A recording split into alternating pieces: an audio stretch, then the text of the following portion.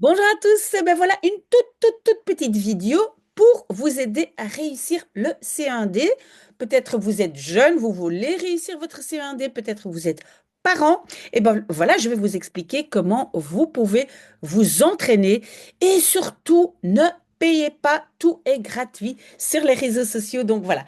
Alors, pour l'instant, on ne stresse pas encore trop, mais on se met déjà un tout petit peu dans le bain et très souvent, on est un peu stressé pour commencer à étudier. C'est pour ça que on commence un peu, on va dire, de façon ludique. Et comment est-ce qu'on va le faire? On va d'abord vérifier ou cliquer sur le lien. Vous voyez ici le premier lien que j'ai posté. Oui, et d'ailleurs, le lien vers ce document se trouve en dessous de la vidéo. Donc, vous cliquez en dessous de la vidéo, vous tombez sur ce document.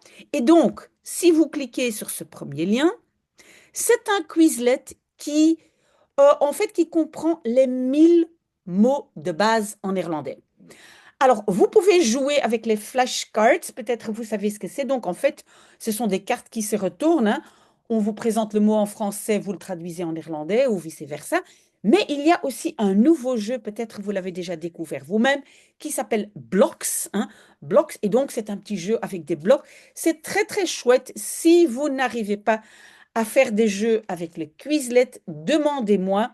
Il y a certaines fonctionnalités qui sont quand même gratuites, pas tout, hein, pas tout, mais vous pouvez vous entraîner gratuitement. Donc, vous commencez déjà quand vous avez un petit moment, 10 minutes chez l'orthodontiste, 10 minutes par-ci, par-là, vous attendez, vous êtes dans la voiture, vous êtes dans les transports et vous jouez un tout petit peu. Ça, c'est la première chose à faire pour avoir le vocabulaire de base.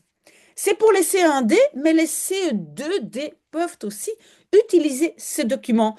Seulement, si c'est trop facile pour vous, là, vous devez passer à un autre niveau. Mais tout le monde doit passer par ce niveau de base. Donc, première chose, jouer avec le Quizlet. Deuxième chose à faire, c'est de lire les histoires. Vous voyez ici le point 2, les histoires de Jip et Janneke. Jip et Janneke, ce sont deux enfants. Je n'ai pas ici le livre. Oui, il est là-bas, mais bon, c'est pas important. Donc, ce sont deux petits-enfants, une petite fille, un petit garçon, qui vivent des aventures. Ce sont toujours des toutes petites histoires. Et vous voyez ici, j'ai une liste énorme. Et je rajoute même une histoire chaque dimanche. Mais donc, ici, les histoires des Yep et Yannick. Comment vous allez procéder? Vous cliquez aussi sur un lien. Un lien, c'est une petite histoire. Souvent, d'abord, c'est l'audition. Et donc, je lis l'histoire. Peut-être vous comprenez déjà un petit peu.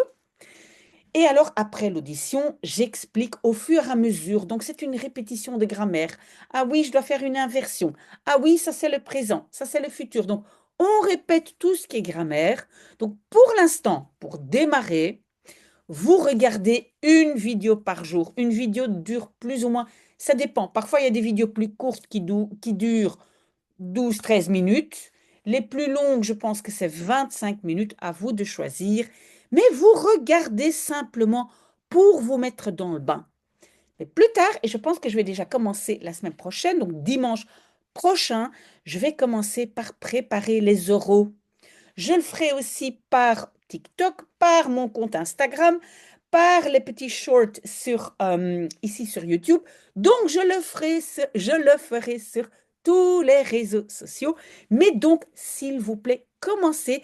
Et alors, une dernière chose, si vous avez des questions, si vous êtes bloqué et si vous dites, mais je ne sais pas très bien quoi faire, vous m'envoyez un message ou bien en dessous de la vidéo ou en dessous de n'importe quelle vidéo, mais vous pouvez aussi m'envoyer des messages par mail. Et donc ici à l'écran, je vais vous écrire mon adresse mail que vous connaissez probablement déjà.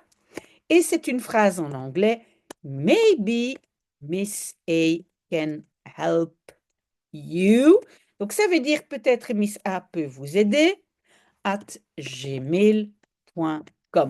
Je n'ai pas tapé de faute, non, pas du tout. Vous m'envoyez un petit message, que vous soyez parent, que vous soyez professeur de néerlandais, que vous soyez directeur ou que vous soyez jeune et vous avez envie de réussir, envoyez-moi des messages et moi je vous réponds. Voilà, bonne chance et je reviens vers vous dimanche prochain. Très bon dimanche. À bientôt.